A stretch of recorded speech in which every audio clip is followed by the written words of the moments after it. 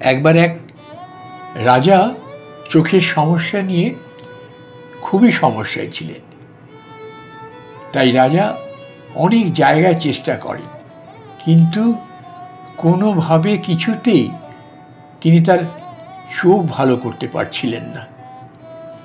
বহুদিন পর রাজা সন্ধান পেলেন যে তার রাজ্যের বনে এক সন্ন্যাসী থাকেন, যিনি রাজার চোখের সমস্যা সব ঠিক করে দিতে পারেন। অবশেষে রাজা গেলেন সেই সন্ন্যাসীর কাছে, গিয়ে বললেন, সন্ন্যাসী, আমার চোখের সমস্যা ঠিক করে দিন। সন্ন্যাসী দেখে শুনে রাজাকে বললেন, রাজন, আমি আপনার সমস্যা বুঝতে পেরেছি। আপনি এক কাজ করুন, এখন থেকে শুধু লাল জিনিসের দিকে তাকাবেন, শুধু লাল রঙই দেখবেন, তারপর দেখবেন সব ঠিক হয়ে গেছে, আপনার চোখের সমস্যা নির্মূল হয়ে গেছে। রাজা বলল, আচ্ছা ঠিক আছে সন্ন্যাসী। নমস্কার বন্ধুরা, আমি কমল বাদল ৯০ চ্যানেলের পক্ষ থেকে নতুন নতুন অনুপ্রেরণামূলক ও শিক্ষামূলক গল্পের ভিডিও আপনাদের পরিবেশন করে থাকি বিভিন্ন সময়ে। আজকেও তেমনই একটি গল্পের ভিডিও আমি আপনাদেরকে পরিবেশন করে এখন শোনাচ্ছি। এই গল্পটি চলার ফাঁকে একটা অনুরোধ সেরে নিই আপনাদের কাছে।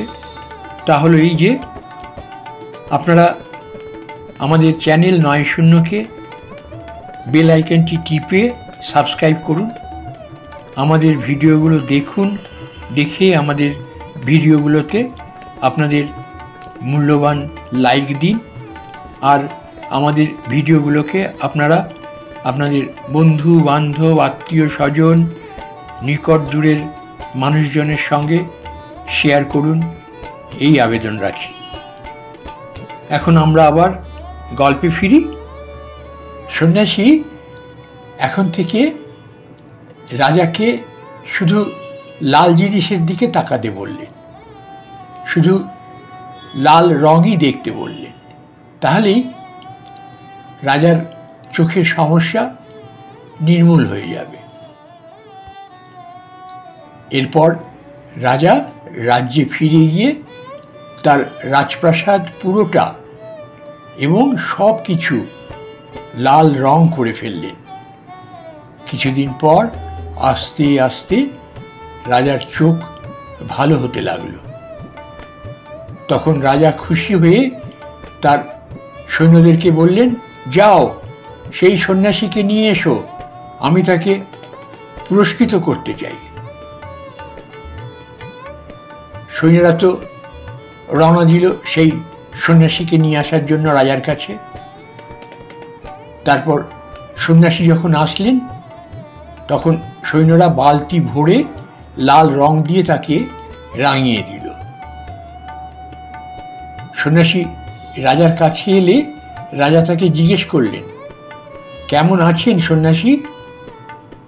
তখন সন্ন্যাসী বললেন, দেখতেই তো পাচ্ছেন।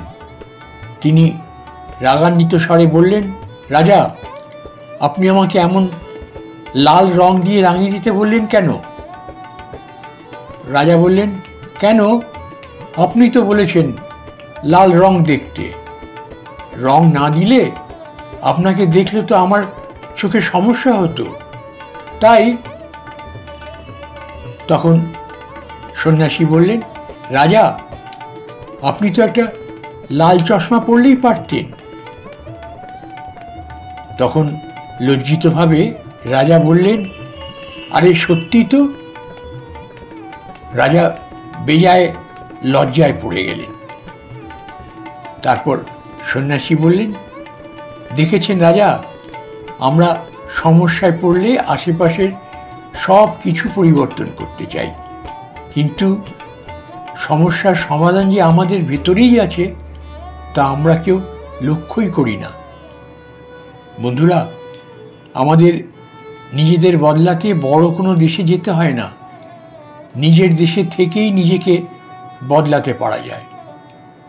আমরা বদলালে তবে না আমাদের পরিবার বদলাবে, আমাদের সমাজ বদলাবে, আর সমাজ বদলালে আমাদের দেশ যাবে বদলে। আমরা নিজেদের অনেক সমস্যাগুলো চাইলেই নিজের মধ্যে সামান্য পরিবর্তন এনে প্রতিকার করতে পারি, তাই না বন্ধুরা?